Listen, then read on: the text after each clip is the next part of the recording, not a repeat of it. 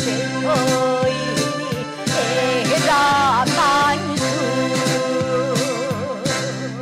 에라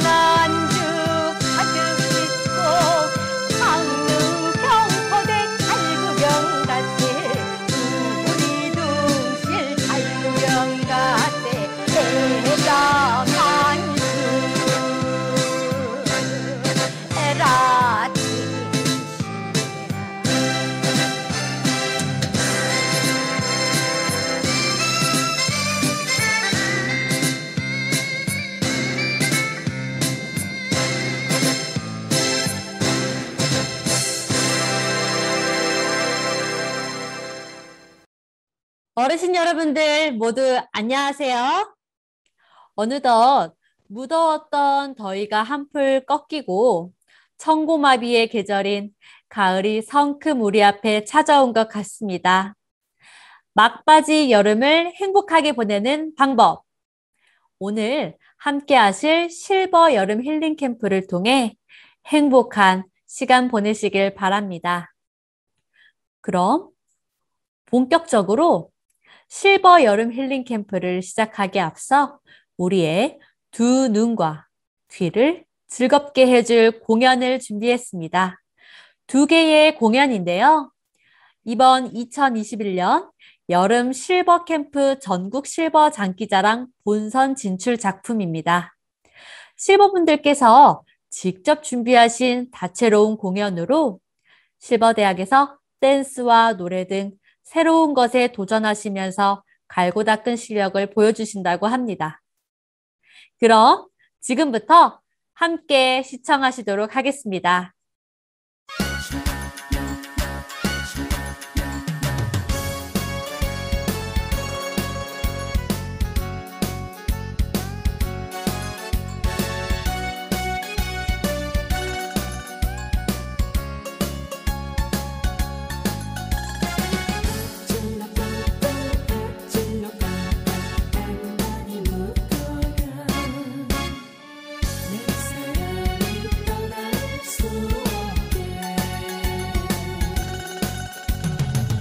사랑의 밧줄로 꽁꽁 묶어라. 내 사랑이 떠날 수 없게. 당신 없는 세상을 단 하루도 나 혼자서 살 수가 없네. 바보같이 떠난다니, 바보같이 떠난다니. 나는 나를 어떡하라고.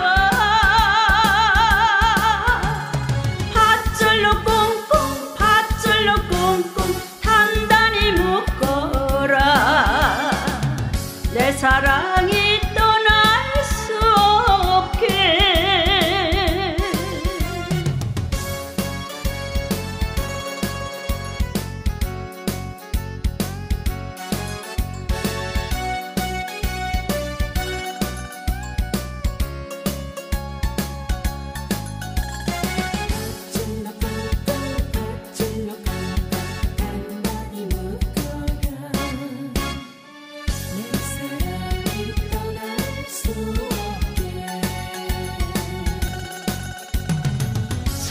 사랑의 밧줄로 꽁꽁 묶어라.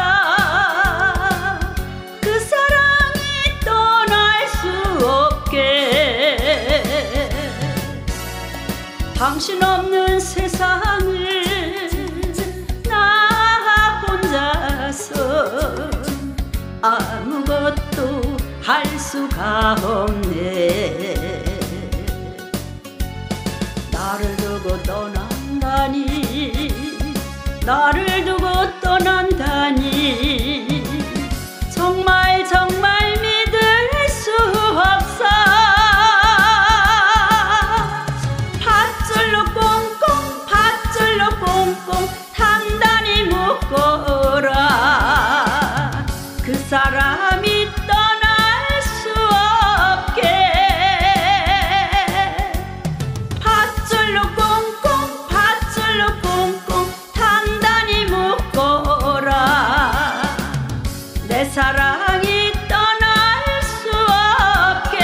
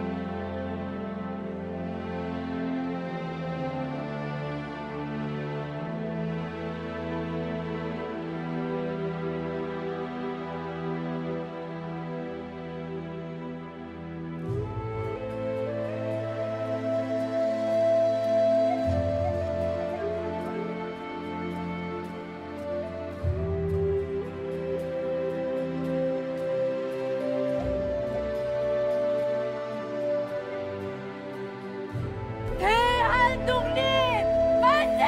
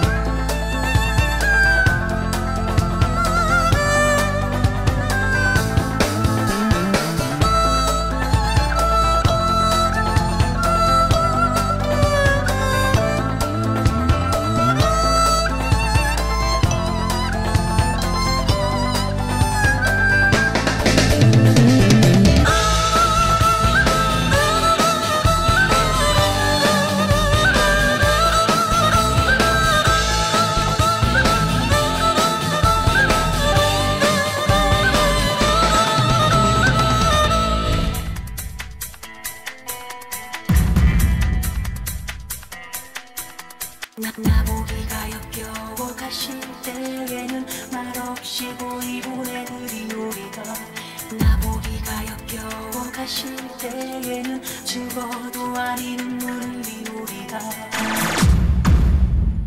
나보기가 역겨워 가실 때에는 말없이 보이 보내드린 우리가 영정원의 약산 진달래꽃 아름다운 가실 길에 뿌리 오리나 다시는 걸음 놓인 그곳을 사뿐히 주려고 봉하시옵소서 나보기가 역겨워 가실 때에는 죽어도 아이 눈물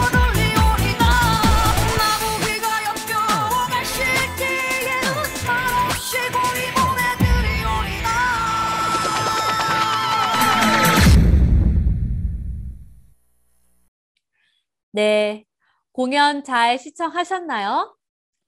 노년의 열정이 아주 반짝반짝 빛나는 아름다운 무대였습니다. 이번 시간에는 어르신들의 건강을 위해 특별히 준비한 프로그램입니다. 점점 길어져가는 코로나 팬데믹으로 인해 집안에만 계시느라 많이 답답하시죠? 몸뿐만 아니라 마음까지도 점점 지쳐가시는 분들이 많아지시는 것 같습니다. 그런 어르신들의 마음에 행복한 마음을 가득 넣어드릴 시간입니다. 비우고 낮추면 반드시 낫는다는 주제로 전홍준 박사님의 건강 아카데미 함께 시청하시도록 하겠습니다.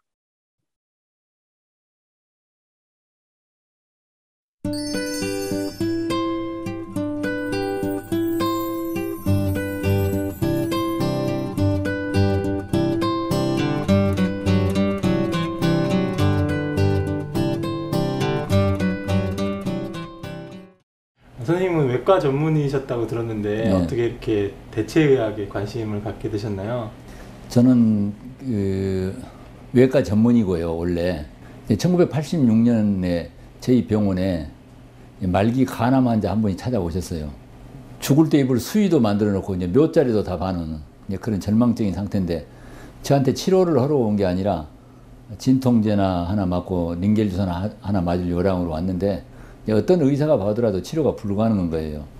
근데 제가 그 당시에 일본 의사 이제 와타나베라고 하는 의사가 쓴 현대병의 도전이라고 하는 이제 그런 책을 보고 있는데 이 의사는 왜 오늘날 수술 항암제 방사선 같은 그런 공격적인 치료가 암을 치료를 못하는가 하면 그것은 암의 원인을 치료한 게 아니라 암 결과만 치료하기 때문에 안 된다. 그런 내용이란 말입니다. 그래서 제가 그 환자에게 그 책을 보였더니 그분들이야 지푸라기라도 잡을 심정이니까. 그래서 그 환자에게 이 자연치료 방법, 하루에 생야채즙을 여러 잔 먹게 하고 관장을 여러 차례 하고 네 팔다리를 들어서 떨게 하는 모관 운동을 하게 하고 이렇게 했는데 2달 후에 완전히 좋아져 버렸습니다. 나는 이 죽을 수밖에 없는 환자가 좋아지는 걸 보고 우리 현대 서양 의학은 뛰어난 장점이 있지만은 한계도 있다고 하는 것을 뚜렷하게 제가 알게 됐습니다. 그래서 적극적으로 이 분야에 공부를 해야 되겠다고 그래서 이제 그 뒤로 이제 일본이나 또 미국이나 유럽에 이제 자연치료하는 의사들을 이제 찾아다니면서 공부하게 돼가지고 그리고 지난 30년 동안에 저는 이제 원래 외과 의사였지만은 그 병의 증세를 치료하는 게 아니라 그 병을 가진 그 사람의 삶을 치료하는 그런 의사로 바꿔졌다 이렇게 볼 수가 있습니다. 이제 우리 현실에 나타난 모든 게 어떤 좀 더 깊은 의미가 있을 건데 이런 질병이 갖는 의미라면 어떤 걸까요? 네, 그 질병 속에는 반드시 지금 당신이 자연과 하늘의 이치를 떠나서 살고 있어. 그러니까 자연과 하늘로 돌아가세요 라고 가르쳐주는 메시지가 들어있다고 봅니다. 예, 이게 하늘은 우리 아버지고 자연은 우리 어머니인데 우리가 아버지 어머니 집을 떠나버렸단 말입니다. 그러면 어떻게 해요? 아버지 어머니 집으로 돌아가면 된단 말입니다.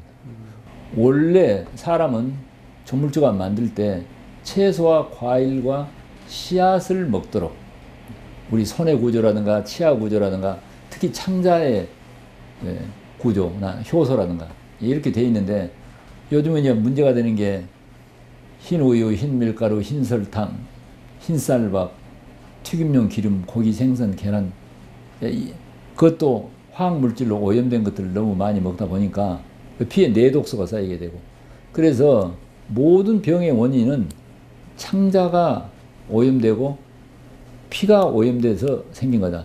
그래서 제가 지난 30년 동안에 관찰해 보면요. 이 세상에 병은 딱 한 가지다. 피의 오염이다.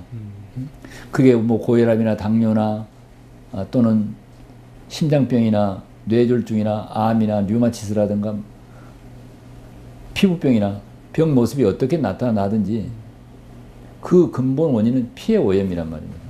우리가 이제 맑은 냇물이 흘러가게 되면은 거기는 파리나 모기나 어떤 벌레나 세균도 생기지 않습니다.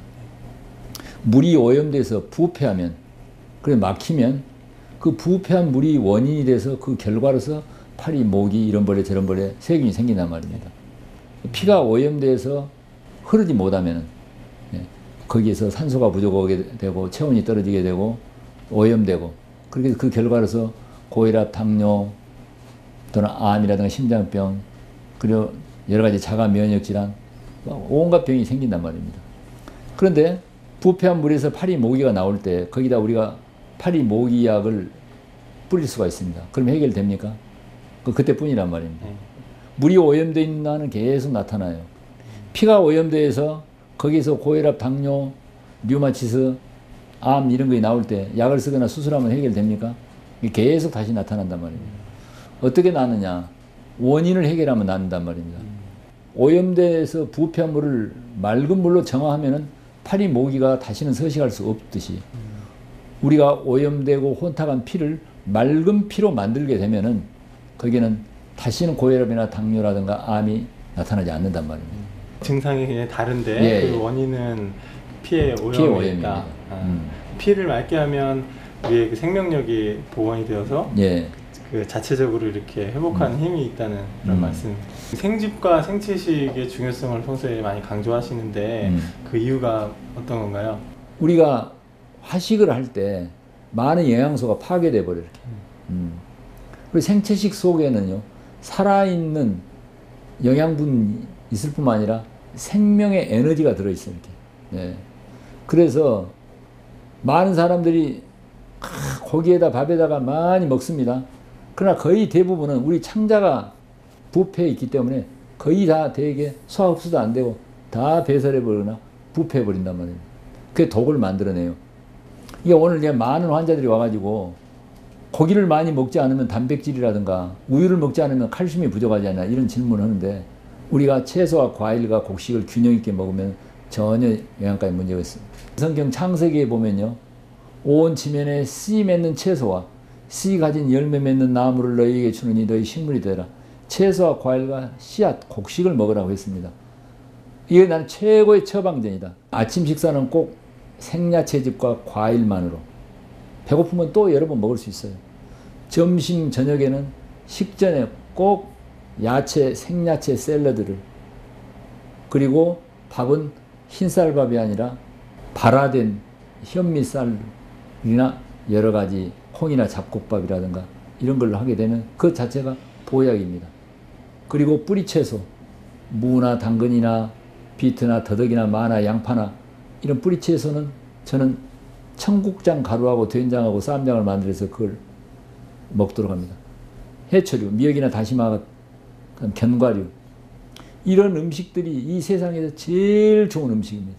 그렇게 생즙과 생채식 요법이 우리에게 그렇게 이로운 작용을 하는 이유가 뭘까요? 우리 몸에는 효소가 있어야 됩니다.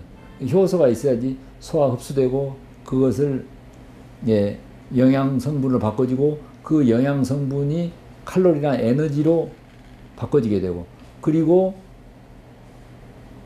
노폐물을 갖다가 분해해서 배설하는 이 모든 과정에 효소가 필요합니다. 그런데 우리 몸에 가장 유익한 효소, 그리고 안에 들어가서 이제 우리의 음식물을 소화 흡수하는 데 도움을 주는 효소는 생야채와 과일 속에 들어있는 살아있는 효소다. 그리고 유산균이나 비피두스균 같은 유익균들이 제일 좋아하는 먹이가 생즙과 생야채와 생곡식가루를 좋아해요. 우리 장은 미세한 주름살로 되어 있습니다. 그 주름살을 다 펴면은 우리 피부 면적의 200배나 될 정도로 넓습니다. 그런 주름살 사이에는 유산균이나 비피두스균 같은 우리 몸에 이로운 유익균이 우리 몸을 지키는 방위 군대처럼 배치되어 있고, 인터페론 같은 암을 억제하는 물질이라든가 이런 것들이 다 준비되어 있는데, 내가 과로나 스트레스, 그 다음에 좋지 못한 음식을 먹음으로써 장 내에 있는 주름살과 유익균을 다 파괴시켜버려요. 그럼 장 점막이 손상을 입어가지고 결체 조직이 느슨해져가지고 장벽을 뚫고 대변 속에 있는 독소나 세균이 새 들어가 새는 장증후군 또는 장누수증후군이다. 그러한 독성 물질이 혈액 내에 쌓여서 피의 내독소를 만든단 말입니다. 그러면 이제 생집과 생채식요법을 하게 되면은 우선 장을 깨끗하게 해줍니다. 가장 파괴적인 것이 흰설탕이라든가 우유제품이라든가 밀가루라든가 고기, 생선, 계란, 거기 안에 들어있는 화학물질 이런 것들이 우리 장벽을 손상을 시켜버려요. 그래서 생집, 생채식 요법을 하게 되면은 그동안에 소화기에 문제 있던 소화장애라든가 또는 변비나 위식도 역류질환이라든가 이런 소화기 계통의 질병이 거의 다 깨끗하게 좋아져 버립니다. 그리고 생집과 생채식 요법은 칼로리가 낮습니다. 나머지 열량은 어디서 보충하냐면 피 속에 그동안에 쌓여있던 독성과 노폐물을 재료로 연소시켜 가지고 다 태워버리기 때문에 우리 세포와 조직 속에 들어있는 온갖 노폐물과 독성 물질이라든가 중간대사 산물이라든가 과잉 영양분을 다 불태워서 처리함으로써 자정작용이 일어납니다. 그래서 결과적으로 장과 피부가 깨끗해져. 그 아름다운 피부의 모습은 내면의 창자와 피의 아름다움이 겉으로 드러난단 말입니다. 창자와 피는 불결하게 되어 있는데 겉으로 피부를 치장을 해가지고 그것은 그냥 겉모습만 그러는 것이지 실제로 건강하고 아름답고 생기 있는 그런 모습은 드러나지 않습니다. 생채식을 좀 부담스러워 하시는 분도 계실 것 같아요. 그러니까 생으로 먹으면 좀 뭐 간에 부담이 되지 않을까 뭐 이런 걱정을 하실 수도 있고 또 뭐 여러 가지 날로 이렇게 먹는다는 것에 대해서 좀 부담 갖는 분들에겐 어떤 말씀을 하시겠어요? 그 건강 상태에 따라서 너무 병약한 분들에게 생즙을 너무 과도하게 먹이는 것은 조금 조심해야 됩니다. 그래서 그런 분들에게는 건조 녹즙을 이렇게 대신 먹게 한다거나 그리고 이제 간 내 독성 때문에 염려하는 분들이 이제 많이 있습니다. 그러나 생야채즙을 단일 생채 한 가지만 가지고 하는 게 아니라 최소한 6가지 이상의 생야채를 같이 섞어서 생즙을 만들게 되면 그 독성이 중화되는 그런 효과가 있다고 그럽니다. 그런데 생즙을 먹을 때 꼭 우리가 조심해야 될 점은 그걸 바로 삼키는 게 아니라 30번 이상을 꼭 씹어서 침과 녹여가지고 삼키도록 침 속에 있는 많은 효소와 거의 대 소화를 시켜서 넘기도록 저는 꼭 그렇게 생채소도 꼭 100번가량 씹도록 그렇게 좀 권합니다. 암에 대한 설명을 좀 부탁드립니다. 예, 우리가 진단을 할 때 발견되는 암은 빙산일각입니다. 빙산일각이라는 뜻은 뭐냐면은 수면 위에 보이는 얼음 덩어리는 전체 얼음 덩어리의 한 5%나 10%만 보입니다. 95%의 얼음 덩어리는 수면 아래가 숨어 있어요.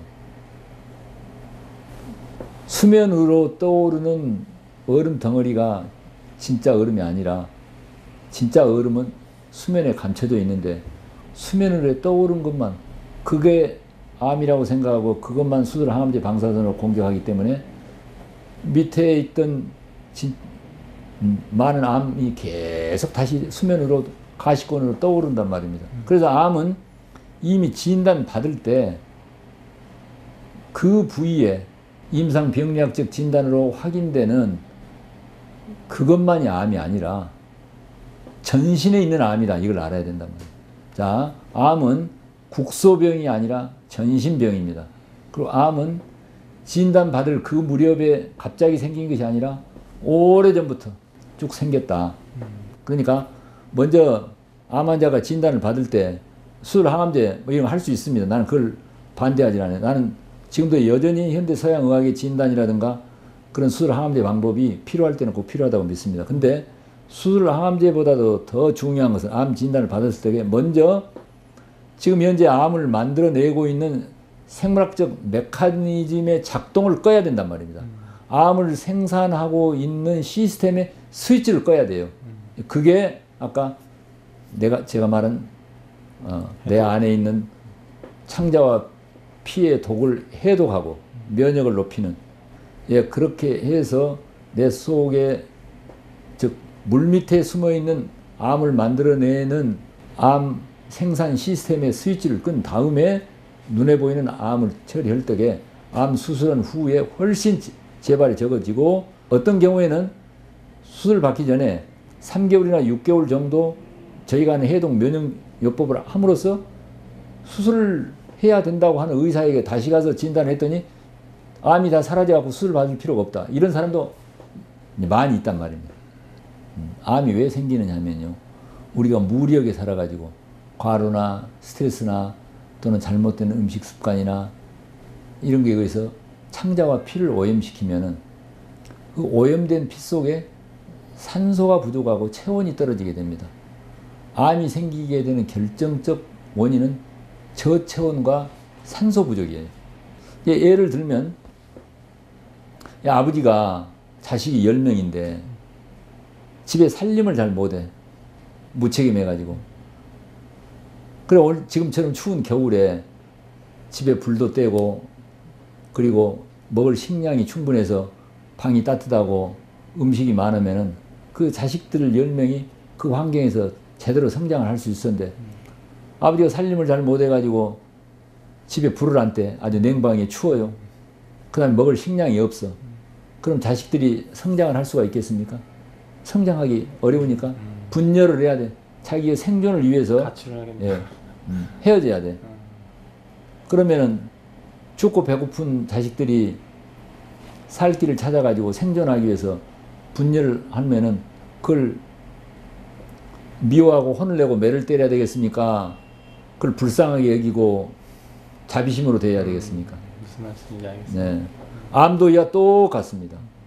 내가 몸뚱아리 살림을 잘 못해가지고 환경을 나쁘게 만들어가지고 피를 오염시켜서 산소가 부족해. 먹을 식량이 없어. 불을 안 떼. 체온이 없어. 그래 내 세포들이 살지를 못해. 좋은 영양소도 없어. 그래서 이 악조건 속에서 세포들이 살아남으려고 분열을 한단 말입니다. 성장을 못하니까. 그게 암이란 말입니다.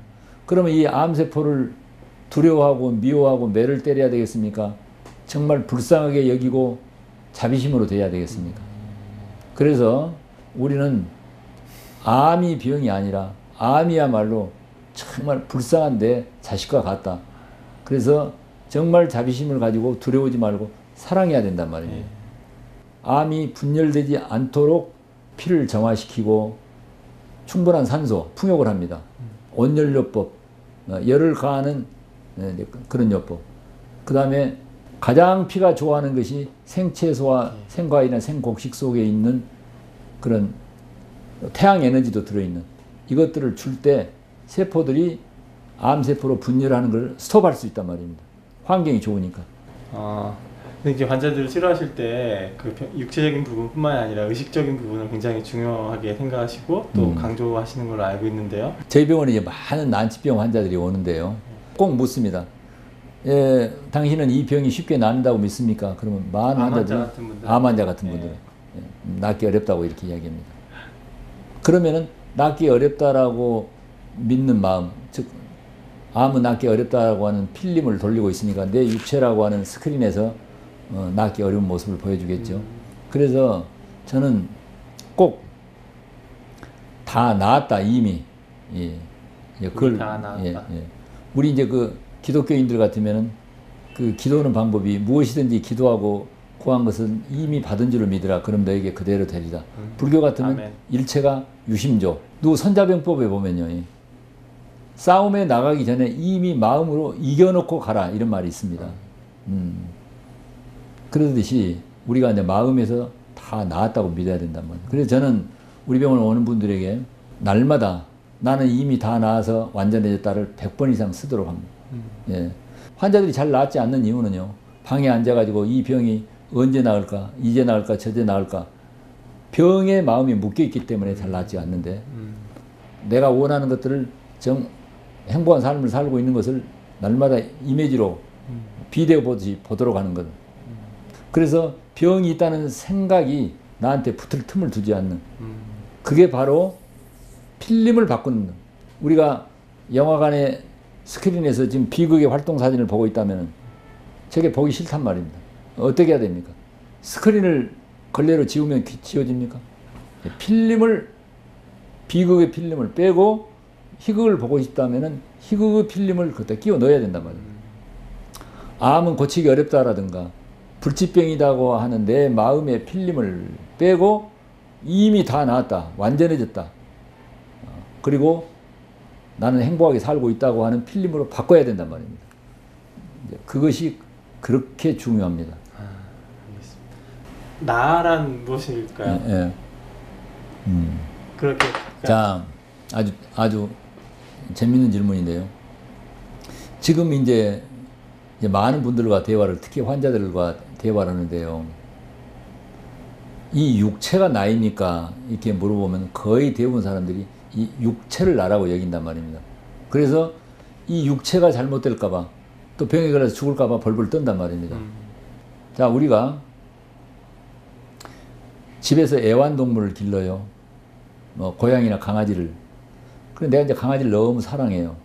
근데 어느 날 이제 강아지가 명을 다해가지고 죽어서 이제 흙으로 돌아갑니다. 그럼 정이 들었기 때문에 내가 섭섭하지요. 그러면 강아지가 죽으면은 그런다고 해서 내가 죽습니까? 안 죽습니까? 강아지는 흙으로 돌아가지만은 나는 안 죽는단 말입니다. 이 몸뚱아리를 평소에 내가 기르는 강아지와 같은 애완동물로 관찰한단 말입니다. 그래서 내가 우리 환자들에게는 목욕을 할 때라든가 또는 자기 몸을 정말 사랑해주는, 내 몸속에 있는 암세포를 사랑해주는 마사지를 많이 하도록 하는데, 이 육체를 문질러주고 기호하고 할 때마다 이 세상 속에 있는 육체의 나를 더 높은 나, 영적인 나로서 바라보는 이제 그런 연습을 하게 됩니다. 그럼 우리가 이 연습을 계속 해 갈 때 이 육체가 명을 다해서 흙으로 돌아갈 때 그걸 뚜렷하게 보고 있다면은 이 육체가 죽는다고 해서 내가 죽겠습니까?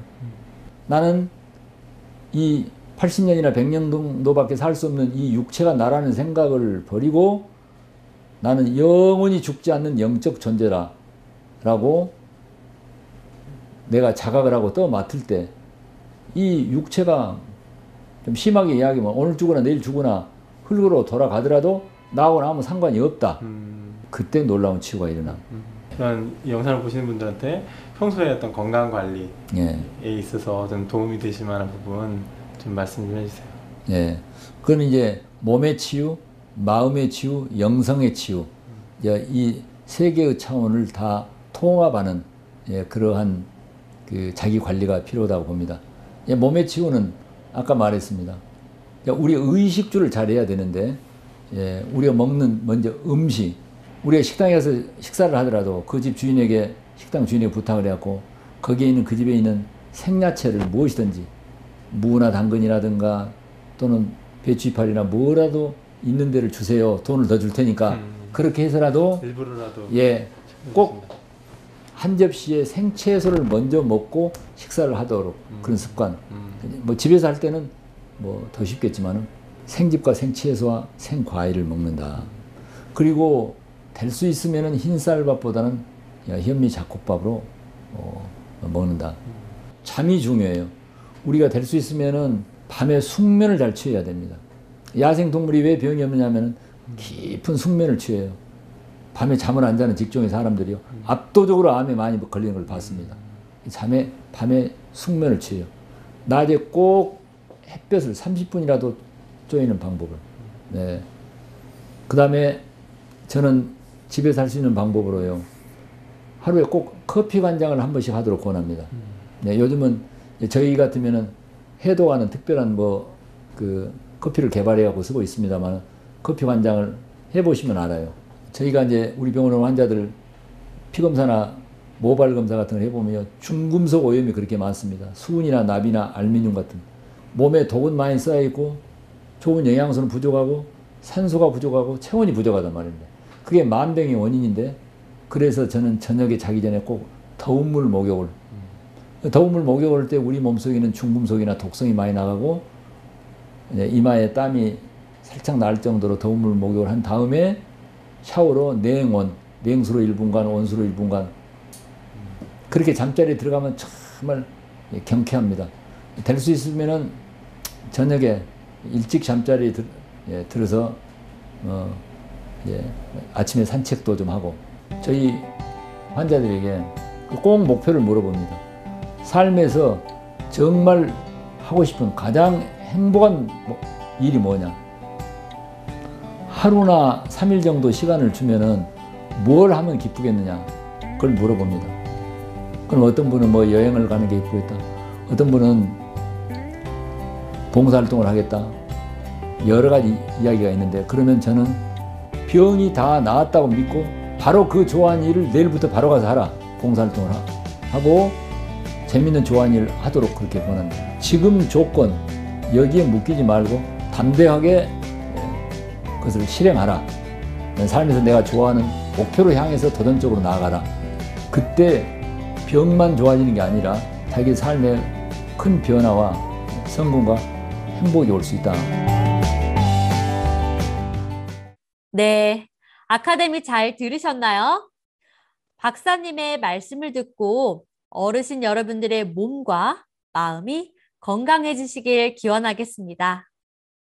그럼 다음 순서로 넘어가기 전에 공연을 시청하도록 하겠습니다. 그라시아스 소년소녀 합창단에서 준비한 공연입니다.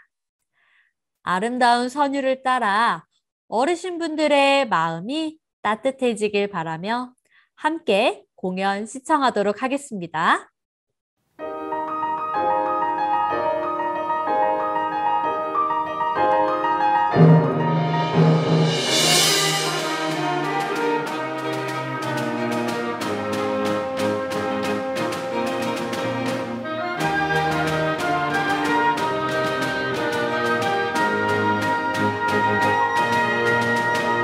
저 산자락에 긴 노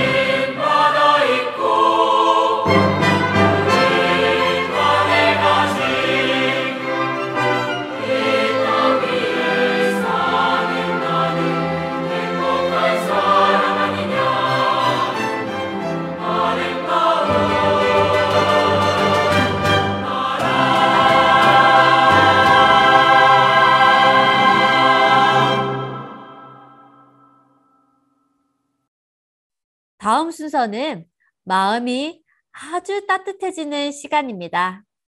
어르신들의 마음에 행복의 힘을 가득 넣어줄 마인드 강연 시간인데요. 이번 강연을 통해서 마음의 힘을 얻으시길 바라며 최종은 강사님의 강연 듣도록 하겠습니다.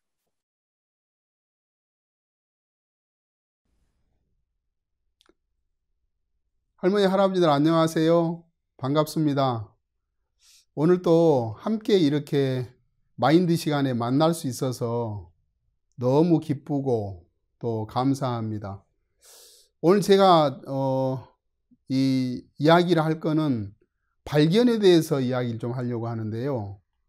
마음에서 일어나는 변화, 또 다른 마음과 연결되면 새 삶이 가능해진다. 이런 주제로 우리가 이야기를 나누려고 합니다.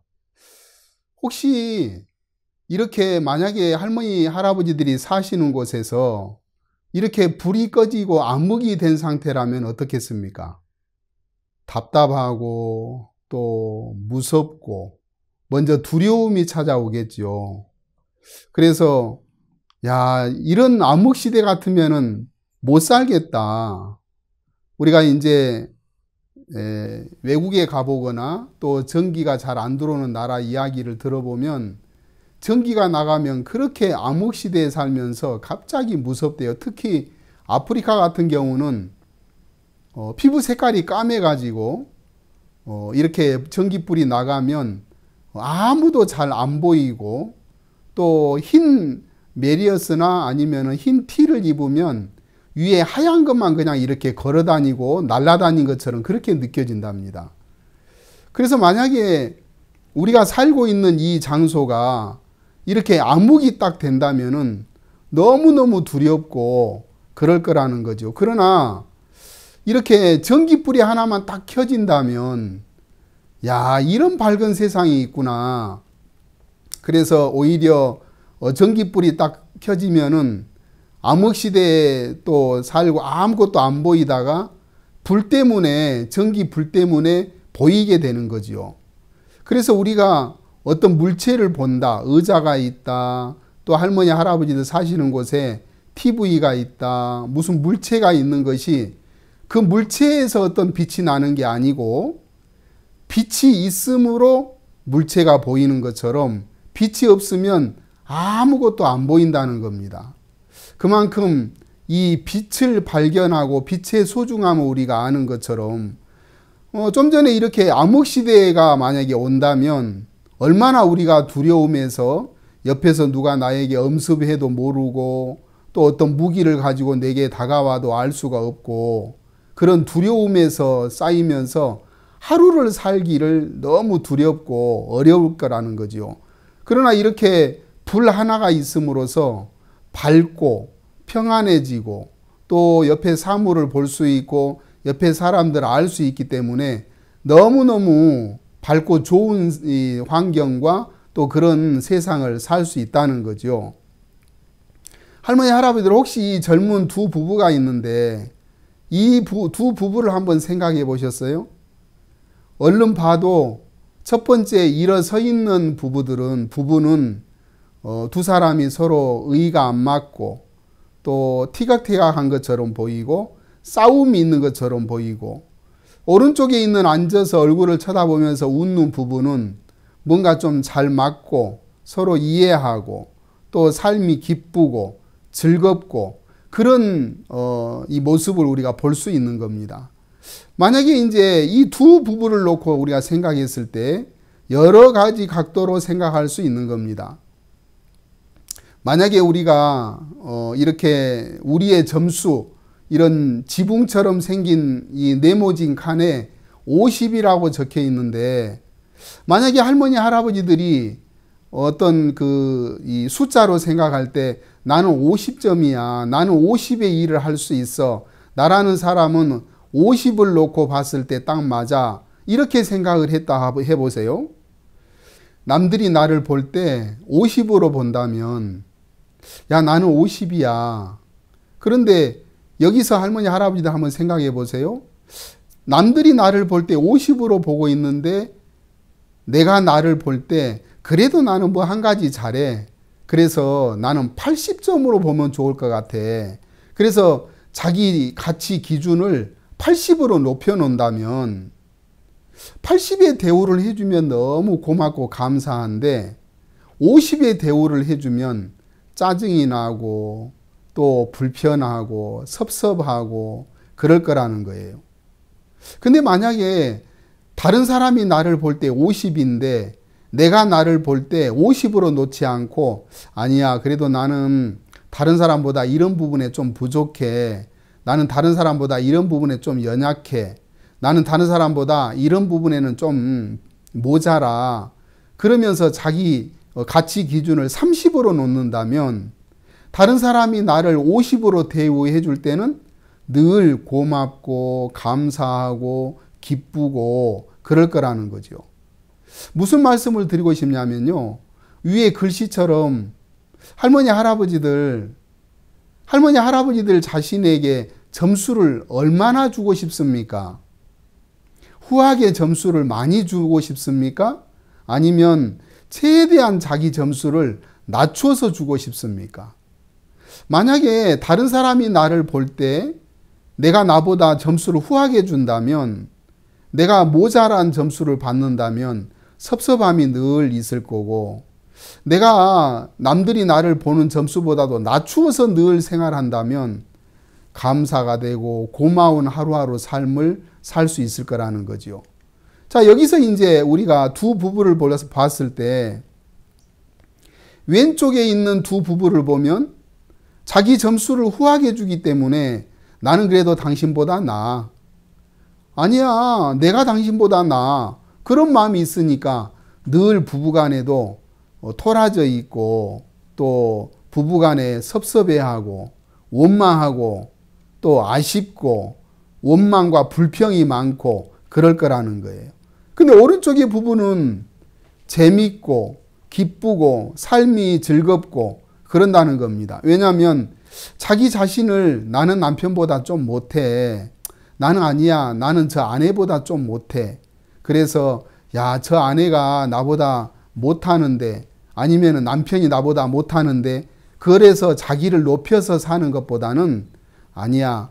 나는 이렇게 좀 모자라지만 내 아내가 나와 만나서 이렇게 살아주니까 고맙다. 또 아내는 남편에게 아니야. 나보다 훨씬 더 과분한 남편을 얻었어. 그래서 만났어. 그래서 이 남편하고 같이 사는 게 평생 나는 즐거워. 그러면서 우리 할머니 할아버지들이 노년에 이르기까지 서로 위하고 서로 또 이 축복해주고 그러면서 오른쪽 부부처럼 이렇게 재밌는 또 기쁜 삶이 될 수 있다는 겁니다. 그런 것처럼 우리가 똑같은 나를 보면서도 현재 나보다도 점수를 후하게 주는 사람이 있는가 하면 현재 나보다 점수를 안 좋게 보고 낮게 봐서 늘 감사하면서 사는 부부가 있고, 나보다도 점수를 후하게 받기를 원해서 늘 섭섭하고 원망하고 불평스러운 삶을 사는 부부도 있다는 겁니다. 우리 할머니 할아버지들, 이렇게 우리도 이렇게 젊은 때가 있었던 것처럼 할머니 할아버지들도 이렇게 젊을 때가 있었죠. 그렇지만 지금은 어떻게 사십니까? 할머니 할아버지들이 서로 할머니나 할아버지를 위해주고 할아버지나 할머니를 위해주면서 서로 이렇게 오른쪽 부부처럼 아이고 그래도 나이 먹을 때까지 서로 이렇게 위해주고 사니까 나를 위해서 또 옆에서 도와주면서 사니까 참 좋네. 그러면서 서로 웃고 또 자녀들 손주들 이렇게 자라는 모습 보면서 나이 드셨어도 행복한 삶을 살고 있지 않습니까? 할머니 할아버지들, 여기서 한번 또 그림을 하나 볼게요. 여기서 그림을 잘 살펴보면 여기 그림 보시는 것처럼 제일 오른쪽에 계시는 이 노래 부르는 친구의 오른손을 한번 보세요. 오른손을 딱 보면 뭔가가 좀 불편한 손을 가지고 있지요. 이 친구는 아프리카의 가나에서 온 친구인데요. 그라시아스 합창단의 노래를 부르는 친구입니다. 근데 베이스 파티의 노래를 부르는 친구인데 어렸을 때부터 어릴 때 저렇게 손을 화상을 입어서 부모님들이 아프리카에 병원 갈 돈도 없고 괜찮겠지 하면서 좀 놔뒀더니 1년이 가고 2년이 가고 지나면서 지금 20년이 넘고 이제 30년이 넘어도 저게 한국에 와서 어떤 저 친구의 멘토 되신 분이 한국의 유명한 그 병원에 가서 수술을 시켜주려고 해도 아주 오래 굳어가지고 수술이 안 된답니다. 그래서 저 친구가 노래는 잘하고 낮은 베이스 음을 잘 내는데 오른손이 저렇게 일찍 발견을 했다면 또 이 아프리카에 돈도 물론 없지만 일찍 발견을 해서 일찍 병원에 가서 수술을 시켜줬다면 저게 펴지고 온전한 손을 가질 수 있는데 늦게 발견을 해가지고 평생 이제 저렇게 살 수밖에 없다는 거죠. 우리가 이제 오늘 계속해서 발견에 대해서 이야기를 합니다. 여기에 저 아저씨가 브라더 앤드류라는 사람이 쓴 책에 복음은 철의 장막을 넘고 하는 이 책에 나오는 이야기인데요. 저분이 어느 나라에 국군으로 파병을 가가지고 늘 이렇게 전쟁터에서 싸움을 싸우다가 또 좀 적적하고 마음이 우울하면 거기에서 만난 원숭이가 있답니다. 그래서 그 원숭이와 늘 이렇게 같이 지내고 살다가 야, 저 원숭이가 너무 귀엽고 좋은데 하루는 이제 원숭이의 목을 이렇게 쓰다듬었는데 원숭이 목에 철사줄이 하나 걸려 있더라는 거예요. 그래서 이게 웬 철사줄이지 하고 보니까 어렸을 때부터 원숭이의 철사줄이 감겨져 있으면서 원숭이가 점점 자라니까 저 철사줄이 이제 쪼이면서 원숭이가 괴로워하더라는 거죠. 그래서 원숭이에게 저분이 가만히 있어봐, 내가 이걸 끊어줄게, 피가 좀 나더라도 좀 참아봐, 그러면서 철사줄을 끊어주니까 처음에는 좀 이렇게 아프고 피가 났지만 나중에 원숭이가 너무 즐겁고 기쁜 나머지 삶을 살더라는 겁니다. 그러면서 그 브라더 앤드류라는 사람이 야, 이 원숭이에게 이 철사줄을 내가 조금만 더 일찍 발견했다면 이 원숭이가 조금이라도 더 편안하고 자유롭게 살 수 있었겠구나. 그러면서 원숭이한테 야, 미안하다. 조금이라도 너에게서 이걸 좀 일찍 발견했다면, 하루라도 빨리 발견했다면 네가 편안하고 자유로운 행복한 삶을 더 살 수 있었을 건데, 그러면서 아쉬운 시간이 좀 있었다는 거죠. 할머니, 할아버지들, 저 이 나비 보세요. 나비 보이세요? 저 꽃에는 나비가 있는데, 어떤 목사님 한 분이 미국의 LA에 가셨는데, 설교를 하시면서 마약 중독자 되시는 어떤 한 분이, 탐이라는 분이 있었는데, 그분이 마약에 이끌려서 늘 어려움을 당하고 있더라는 거예요. 그래서 야, 어떻게 그렇게 사십니까? 하니까, 아이고 목사님, 나는 마약에 중독돼서 헤어날 수가 없습니다. 그렇게 얘기하니까 이 목사님이 그 탐이라는 분에게 아닙니다, 탐이 씨, 충분히 행복한 삶을 살 수 있습니다. 그러면서 이제 그 탐이라는 분하고 이야기가 되면서 이 목사님이 무슨 말씀을 하셨냐면, 혹시 탐이 씨, 저 나비, LA도 나비가 많습니까? 나비 있지요. 이 나비가 저렇게 예쁘고 귀엽고 정말 보기 좋은 나비가 무엇이 나비가 된 줄 혹시 아세요? 뭐가 되는데요? 배추벌레가 나비가 되는 겁니다. 배추벌레요? 아, 저렇게 징그러운 배추벌레가 나비가 된단 말이에요? 어떻게 저렇게 징그러운 배추가 나비가 돼요? 말도 안 되지. 아닙니다. 충분히 타미 씨, 당신도 정말 이 배추벌레가 나비가 되듯이 저 배추벌레 안에는 보기는 저렇게 징그럽게 생겼어도 저렇게 아름다운 나비가 될 수 있는 많은 조건을 가지고 있는 것처럼 타미 씨 마음에도 아주 좋은 조건을 가지고 있습니다. 아, 그래요? 그러면서 이분이 굉장히 좋은 환경에서 마음을 바꿨다는 얘기를 들었거든요. 할머니, 할아버지, 여기를 보면 삭막한 사막이 있죠. 여기가 바로 어떤 곳이냐면 이렇게 화려하고 멋진 도시로 꾸며지는 LA, 곧 미국의 로스앤젤레스입니다. 로스앤젤레스. 근데 이 LA라는 땅이 처음에는 저렇게 건물이 있었던 땅이 아니고요. 이렇게 사막에 있으면서 이 불모지 아무 건물도 없고 사람도 살지 않은 땅이었습니다. 그런데 이렇게 좋은 건물이 들어서고 살기 좋은 곳이 어떻게 됐냐면 옆에 있는 콜로라도의 강물을 끌어들여서 저렇게 물로 아주 좋은 도시로 살기 좋은 도시로 바꿔놓은 거죠. 그러면 이제 저런 불모지의 땅을 사람들이 발견을 해서 야, 이 땅에서는 생물이 살 수도 없고 사람이 살 수도 없는데 이렇게 콜로라도의 강물을 끌어들여서 아주 이렇게 살기 좋은 도시로 바꾸는 것처럼 우리의 삶 속에서도 마찬가지입니다. 할머니, 할아버지들, 이렇게 LA라는 도시에 이제 물로 말미암아서 스프링클러가 작동이 되고 그러면서 초목이 우거지고 또 빌딩이 들어서고 사람들이 살면서 아주 꽃이 피고 나무가 저렇게 자라고 공기도 좋고 아주 살기 좋은 도시로 바뀌었다는 겁니다. 할머니, 할아버지들, 이렇게 우리가 지금까지 살아가면서 우리는 계속해서 발견하는 것에 대해서 이야기를 나눴는데 이 마약 중독자였던 탐이라는 사람이 한 가지의 마음을 발견하면서 아, 나도 저렇게 정말 흉악하고 또 이 징그러운 배추벌레가 나비로 바뀌듯이 뭔가를 내가 다른 마음을 하나 발견해서 받아들이면 나도 행복한 사람처럼 살 수 있겠구나.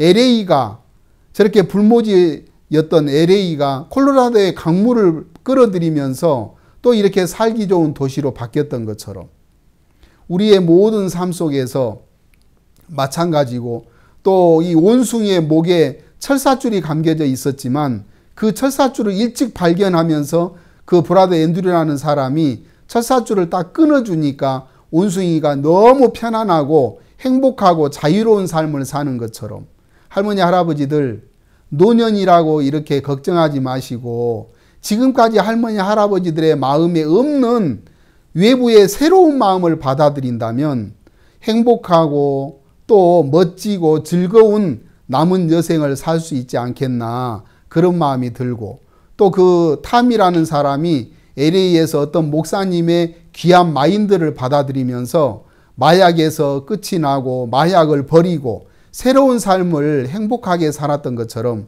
할머니, 할아버지들, 저는 그 길을 알고 있습니다. 혹시 할머니, 할아버지들이 이 마인드 강연을 들으시고 야, 이 젊은이 나도 이 마인드를 좀 받아들여서 나도 저 타미가 새롭게 발견한 것처럼 이 LA 땅이 저렇게 살기 좋은 도시로 바뀌었던 것처럼 노년에 새로운 마음을 받아들여서 나도 이 노년이지만 행복한 삶을 조금이라도 살면 좋겠다. 그러신 분들은 저한테 연락을 주십시오. 그러면 제가 언제든지 새롭게 또 이렇게 온라인상으로도 이야기해 드릴 수 있고 또 찾아갈 수도 있고요. 그래서 언제든지 기회를 저한테 주시면 언제든지 제가 달려가서 행복한 삶을 살 수 있도록 이렇게 도와드리겠습니다. 감사합니다. 네, 강연 잘 들으셨나요? 우리 모두의 마음을 아주 따뜻하게 해주었던 시간이었습니다. 들으셨던 강연 아주 잘 기억하셨다가 어르신들 삶 속에서 큰 힘이 되길 바라겠습니다. 그럼 이번 순서는 오늘 오전 프로그램 마지막 순서로 차분하게 함께 요가를 해보도록 하겠습니다. 저도 한번 미리 보면서 해봤는데요. 너무 시원하고 좋더라고요. 다른 준비물 없이 어르신들 몸만 지금 바로 모니터 앞에 와주시면 되겠습니다. 그럼 지금부터 앉아서 함께 요가를 해보도록 하겠습니다.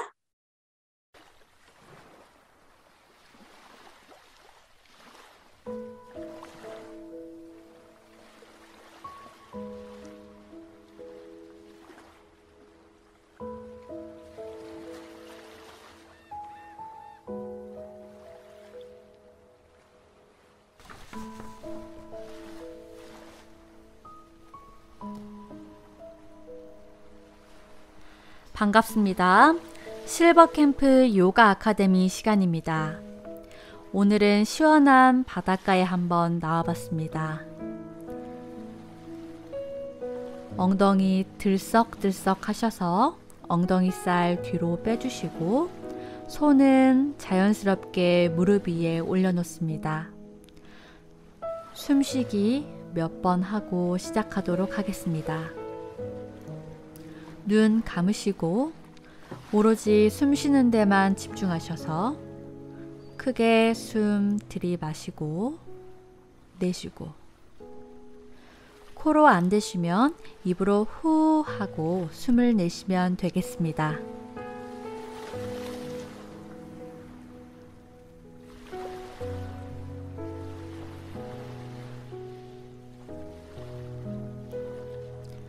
살며시 눈 뜨시고 손 무릎으로 잡으시고 허리 한번 올리겠습니다. 배에 힘 주시고 천천히 뒤로 할 때에는 최대한 배를 당겨 주십시오. 앞으로 숨 쉬시면서 뒤로 천천히 숨 내쉬면서 당겨주시고 골반 그리고 엉덩이의 움직임을 한번 느껴보세요.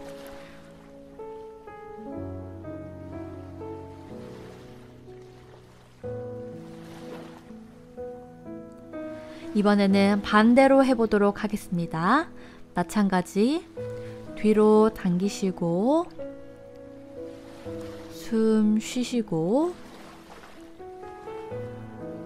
뒤로 당기시고 숨 쉬시고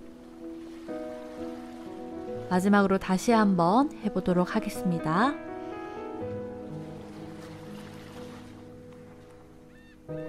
이번에는 손의 주먹을 꽉 쥐었다 펴니다. 손가락이 스트레칭 될 수 있도록 나이가 들면서 감각이 무뎌지는데 해주시면 좋습니다.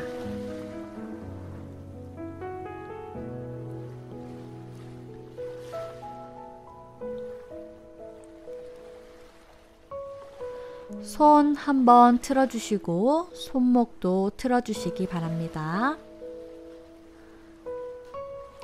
손깍지 끼고 앞으로 쭉 어깨 내리시고 하늘을 향해 올려주셔서 한번 흔들어 보겠습니다. 천천히 내려놓고 다리 펴시고 엉덩이 들썩들썩 엉덩이 살 밀어주시고 다리 약간 벌리셔서 발끝치기를 한번 해보겠습니다. 새끼발가락이 바닥에 닿을 수 있도록 조금 크게 하겠습니다. 그러면 허벅지, 골반, 엉덩이까지 움직임을 느낄 수가 있습니다.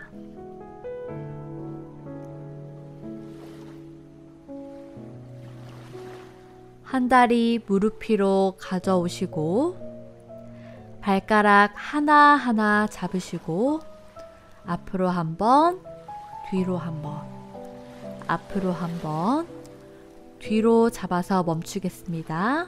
앞으로, 앞으로, 뒤로. 자, 발목을 천천히 돌려보도록 하겠습니다. 한번 느낌을 느껴보시면서 천천히 돌려주세요. 발목을 많이 돌려주시면 좋습니다. 발목이 부드러워져서 우리가 몸을 지탱하는 데 많은 도움을 받을 수 있습니다. 넘어지지 않는데도 도움을 받을 수 있고요.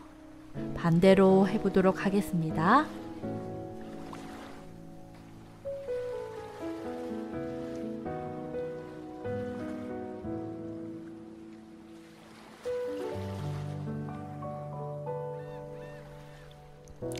한번 발 잡으셔서 골반을 열어보겠습니다. 다리를 뒤로 보내주십시오. 천천히 하실 수 있는 만큼만 해주시기 바랍니다.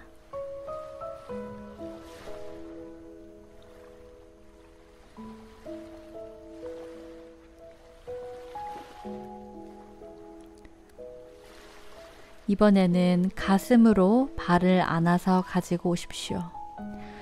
되시는 분은 이마로 가지고 오십니다. 안 되시는 분들은 억지로 하려고 하지 마세요.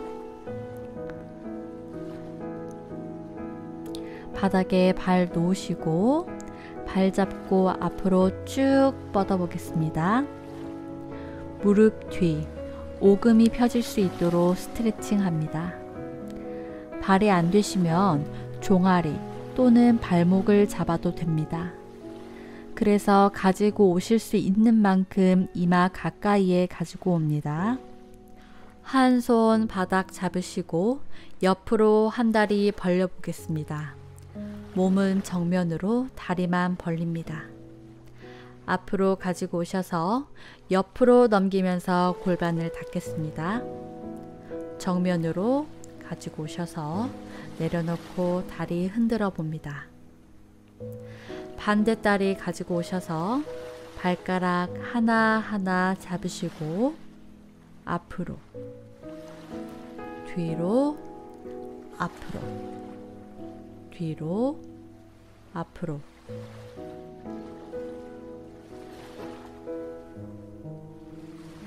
잠깐 멈췄다가 가지고 와서 발목을 돌리겠습니다.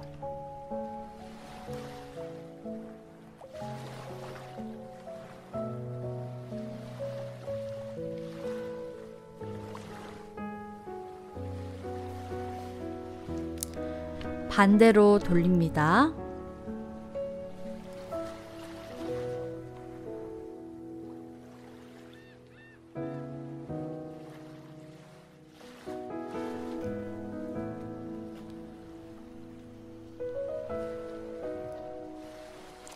발을 감싸 안고 골반을 열어보겠습니다.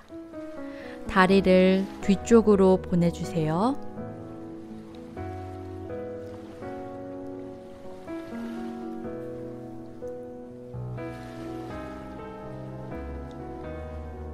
발을 감싸서 가슴으로 가지고 오시고 이게 되시는 분은 이마로 가지고 오십니다.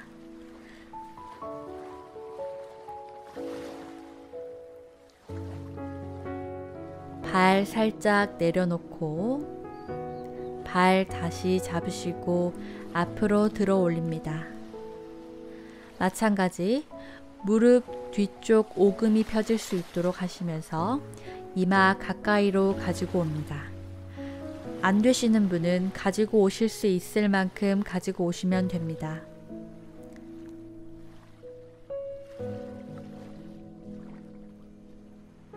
한 손은 옆으로 발 잡으시고 옆으로 다리 벌려 보겠습니다. 앞으로 가지고 오셔서 옆으로 넘기셔서 골반을 닫겠습니다. 다리 가지고 오시고 내려놓으시고 다리 한번 흔들어 주시고 한 다리 접고 한 다리는 약 45도 정도로 벌려주시면 되겠습니다. 손 하늘에 깍지 끼셔서 살짝 내려놓고 옆으로 기울여 보겠습니다. 천천히 왔다 갔다 왔다 갔다.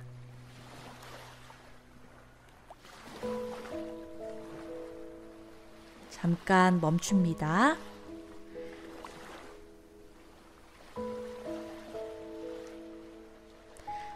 다시 쭉 피셔서 조금 깊게 한번 내려갑니다. 옆구리 스트레칭 될 수 있도록 천천히 올라오시고 한 손 바닥 잡고 골반을 들어서 올려 보겠습니다. 쭉 발끝에서 손끝까지 쭉 펴주세요. 반대쪽도 하겠습니다. 45도 정도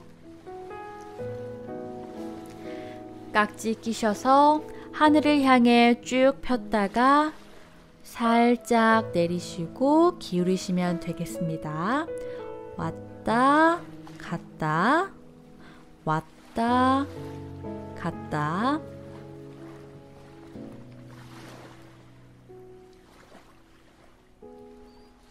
자, 잠깐 멈추겠습니다. 숨 한번 쉬시고 천천히 올라오셔서 한번 팔 쭉 펴셨다가 조금 깊게 내려가 보겠습니다.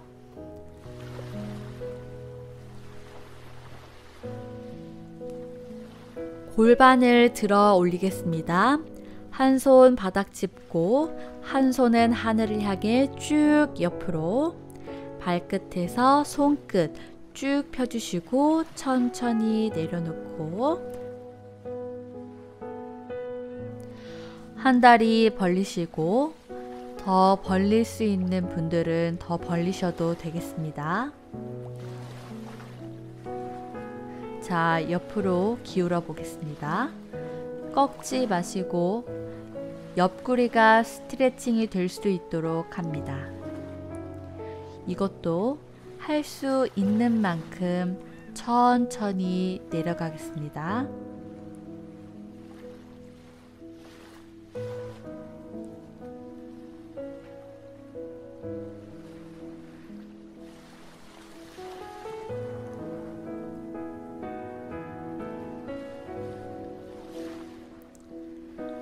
자, 앞으로 잡으시고 골반 한번 움직여 보겠습니다. 자, 천천히 내려가서 조금 깊게 골반을 자극해 줍니다. 되신 분은 천천히 앞으로 조금 더 움직이셔서 배, 가슴, 이마 천천히 바닥에 내려놓습니다. 숨 한번 쉬고 천천히 척추 말아서 올라옵니다.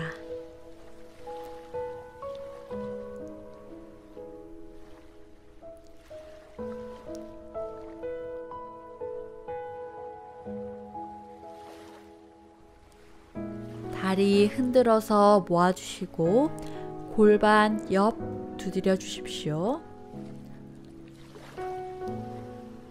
엉덩이 들썩들썩 하셔서 엉덩이 살 뒤로 보내고 발 잡으시고, 안 되면 발목, 종아리 다 괜찮습니다.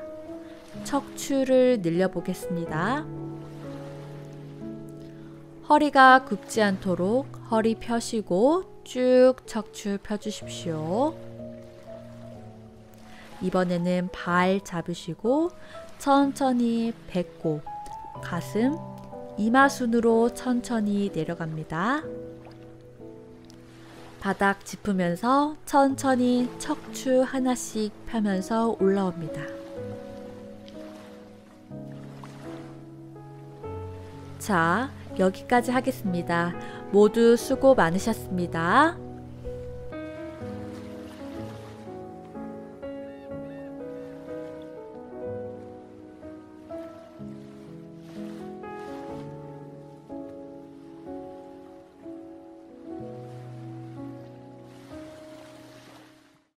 네, 요가 잘 따라 해보셨나요?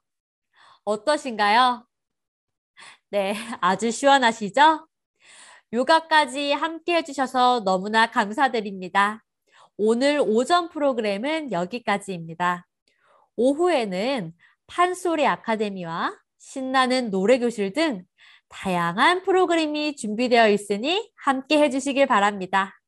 그럼 조금 후 오후 3시에 다시 만나 뵙도록 하겠습니다. 함께 해주신 모든 어르신 여러분들 건강하시고요. 감사합니다.